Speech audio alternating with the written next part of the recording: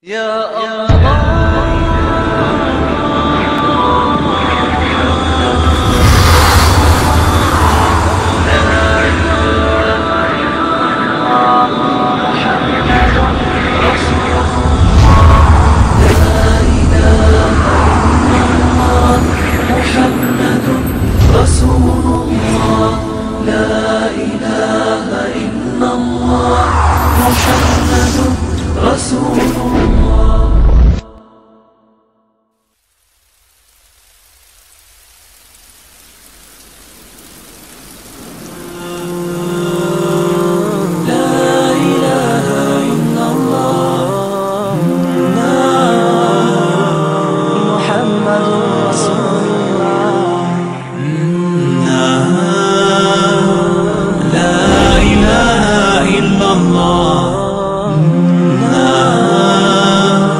محمد رسول الله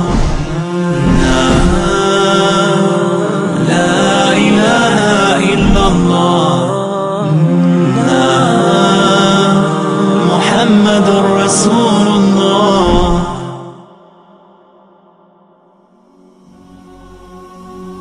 La vérité sur l'islam aujourd'hui est totalement opposée au mensonge. Oubliez tout ce que vous pensiez savoir sur cette religion. Vous aviez l'idée qu'être musulman, c'était être terroriste, quelqu'un qui sème la terreur, une personne orgueilleuse qui prône le mal, etc. Alors si jamais c'est le cas, et que vous pensiez vraiment cela, sachez bien que vous êtes à l'opposé de la vérité. Car ne vous êtes-vous jamais posé la question, comment se fait-il que de plus en plus de personnes dans le monde se tournent vers cette religion? Si elle est si horrible que vous l'imaginez, pourquoi y a-t-il de plus en plus de musulmans? Saviez-vous que le Vatican lui-même a annoncé récemment qu'il y avait aujourd'hui plus de musulmans que de catholiques dans le monde, et que donc l'islam se plaçait comme toute première religion? Croyez-vous vraiment que tous ces gens qui ont ouvert leur cœur à l'islam sont des gens qui n'ont pas réfléchi, et qui ne se sont pas posé des questions? Ou plutôt parce que la réalité s'est vraiment présentée à eux?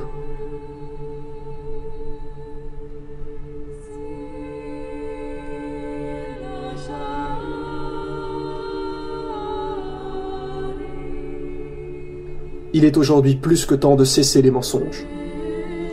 Pourquoi n'y croyez-vous pas? Parce que vous êtes persuadé que les musulmans sont des terroristes? Mais qui vous a dit ça? Où avez-vous entendu cela? Voilà en réalité le vrai problème. C'est qu'aujourd'hui, les gens confondent arabe et musulman. Savez-vous ce que veut dire le mot musulman? La définition même du mot est « faire ce que Dieu nous demande ».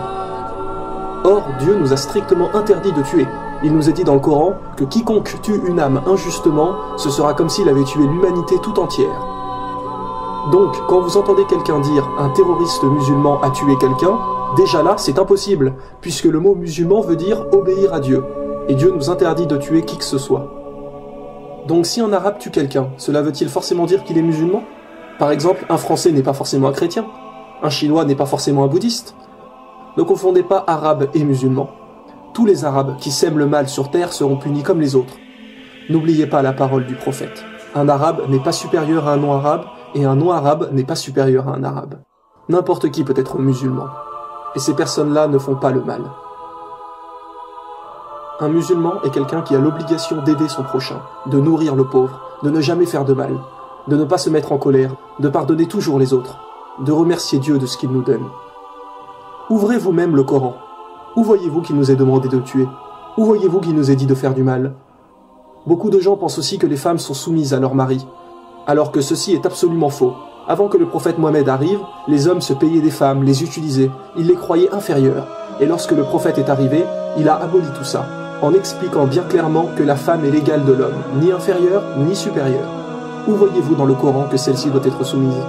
En vérité, le prophète Mohammed a dit « Parmi les meilleurs d'entre vous, ce seront ceux qui prendront soin de leurs femmes. » Alors vous me direz peut-être « Oui, mais on voit des gens qui ne font pas ça, qui ne respectent personne. » Eh bien oui, cela est vrai. Mais ça, ce n'est pas l'islam. Ce sont ce que les gens en font. Ils ne suivent pas toujours bien les lois peut-être, mais ne vous dites pas que c'est ce que Dieu a demandé.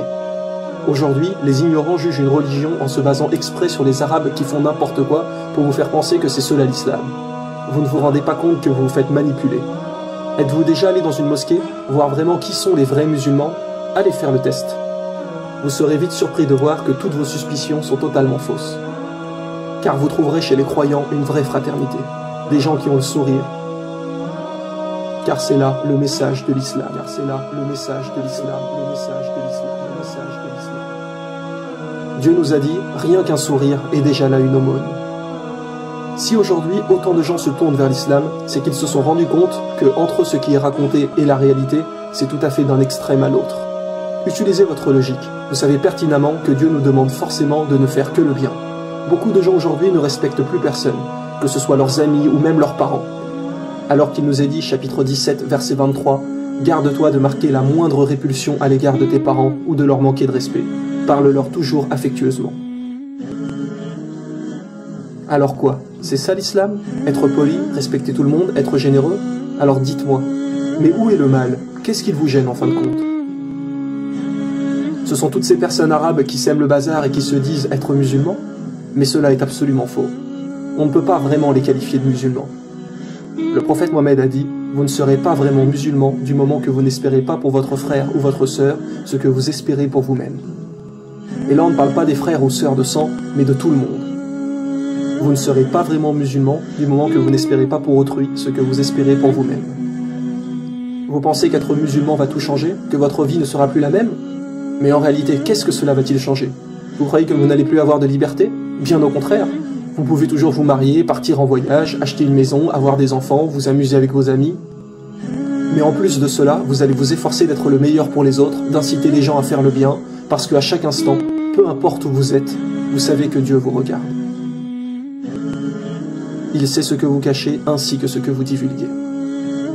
Ne voyez pas des contraintes ou des obstacles, car cela est totalement faux, à moins que selon vous, être quelqu'un de bien est une contrainte. Dans le Coran, Dieu nous a dit « nulle contrainte en religion ». Vous savez qu'en réalité, vous passez votre temps à acheter des objets de luxure qui bien souvent ne servent à rien, alors que vous pourriez nourrir des gens qui souffrent vraiment. Vous passiez vos soirées en boîte de nuit, sous alcool, ou parfois l'un de vous finit bourré et vomit partout. Ou une fois cela se termine par un accident sur la route au retour. Ou une fois vous couchez avec cette fille, et le lendemain vous ne vous souvenez même plus ce qui s'est passé. Et parfois même vous recevez plus tard un coup de fil pour vous dire que cette fille est tombée enceinte. Ne vous rendez-vous pas compte qu'il y a là un problème, que la société d'aujourd'hui vous pousse à consommer? Quel chemin allez-vous choisir? Le chemin du mensonge, qui est « j'ai qu'une vie, je profite, je bois, je fume, je me drogue, je passe 5 heures par jour sur internet à perdre mon temps » ou le chemin de Dieu, c'est-à-dire chercher à aider et à faire le bien? Coran chapitre 9, verset 71, les croyants hommes et femmes sont solidaires les uns des autres. Ils encouragent au bien et déconseillent le mal. Les musulmans se soucient sans arrêt d'aider les nécessiteux, et nous savons qu'il y a là une grande récompense. Notre prophète nous a bien précisé, l'aumône éteint les péchés comme l'eau éteint le feu. L'aumône éteint les péchés comme l'eau éteint le feu. L'aumône éteint les péchés comme l'eau éteint le feu. Depuis que le premier homme a posé le pied sur la terre, l'islam était là également. Et tous les prophètes ont prôné la même religion. Ne vous êtes-vous jamais posé la question, pourquoi les noms de religion prennent souvent le nom de quelqu'un? Par exemple, Jésus-Christ, le christianisme, judaïsme pour Judas, bouddhisme pour Bouddha, etc. Mais pas l'islam. Le mot islam a deux significations. Il veut dire faire ce que Dieu nous demande et aussi la paix. Si l'on revenait à l'époque de Jésus et qu'on lui demandait « Ô Jésus, quelle est ta religion ?» Croyez-vous qu'il vous dirait le christianisme? Non, car il n'a jamais entendu ce mot. Le christianisme est venu suite à lui. La réponse la plus probable qu'il dirait est « Ma religion est de faire tout ce que Dieu m'a commandé de faire ». Et quelle religion signifie cela? L'islam. Idem pour Moïse, si on avait l'opportunité de lui demander « Quelle est ta religion ?» Jamais il ne répondrait le judaïsme, car lui non plus n'a jamais entendu ce mot. Mais la réponse la plus probable serait « Ma religion est de faire tout ce que Dieu attend de moi ». Et une nouvelle fois, un mot pour dire cela en arabe est l'islam. Vous avez vu dans la saison 1 que toutes les religions ont toujours délivré le même message. Et Dieu nous l'a reconfirmé dans le Coran.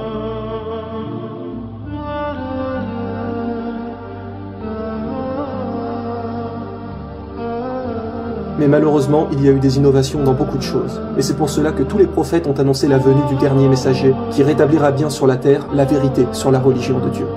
Comme par exemple, lorsque Jésus a prédit l'arrivée du prophète Mohammed, dans l'évangile selon saint Jean, chapitre 16, verset 13, en disant « Il vous conduira dans toute la vérité, car il ne parlera pas de lui-même, mais il dira tout ce qu'il aura entendu. » Et dans le Coran, que nous est-il dit? Mohammed ne s'est pas égaré et n'a pas été induit en erreur, et il ne prononce rien sous l'effet de la passion. Ce n'est rien d'autre qu'une révélation inspirée. Êtes-vous déjà allé à la messe un dimanche? Ne vous êtes-vous jamais posé la question pourquoi les églises sont pratiquement vides aujourd'hui? Vous trouverez peut-être quelques personnes âgées, mais la plupart des gens aujourd'hui délaissent la religion. Pourquoi? Parce qu'ils se sont rendus compte qu'il y avait beaucoup d'erreurs, que les gens changent les lois de Dieu. Par exemple, il y a encore 50 ans, il était interdit de brûler les corps des défunts dans le monde chrétien. Mais depuis quelques années, le pape a autorisé cela. Ils se permettent de changer sans arrêt ce que Dieu a demandé, alors que Jésus a bien précisé dans l'évangile selon saint Matthieu que celui qui supprimerait ne serait-ce qu'un seul des plus petits commandements sera appelé le plus petit dans le royaume des cieux. Les gens se perdent car ce n'est plus là vraiment la religion de Dieu. Par contre, faites un jour le test. Allez dans une mosquée à la prière du vendredi. Vous les trouverez tellement pleines qu'il n'y aura presque plus de place. Parfois, les gens prient même dehors, tellement les mosquées regorgent de monde. Les autres religions n'ont presque plus de pratiquants. Et d'ailleurs, Dieu nous a dit, certes, l'erreur est destinée à disparaître. Il y a trop d'incohérences. Par exemple, les chrétiens croient en l'Ancien Testament, et donc en Moïse. Mais dans la Torah, il est bien dit comme dans le Coran qu'il n'y a qu'un Dieu unique. Alors que pour les chrétiens, Dieu est trois, le Père, le Fils et le Saint-Esprit, la fameuse Trinité. Mais alors, Moïse n'a jamais parlé de ça? Donc quoi, Moïse se serait-il trompé? Bien sûr que non. Et Jésus n'a jamais parlé de ça non plus. D'ailleurs, le mot Trinité n'apparaît nulle part dans la Bible, ce ne sont que des erreurs. Nous ne disons pas que la Bible, la Torah ou toutes les autres religions sont fausses. Nous disons simplement qu'à présent, elles ne sont plus fiables dues à toutes les modifications qu'elles ont reçues des humains. Et que pour être sûr de suivre la vérité, eh bien suivez ce que vos prophètes vous ont dit. Suivez le dernier messager qui vous guidera dans toute la vérité.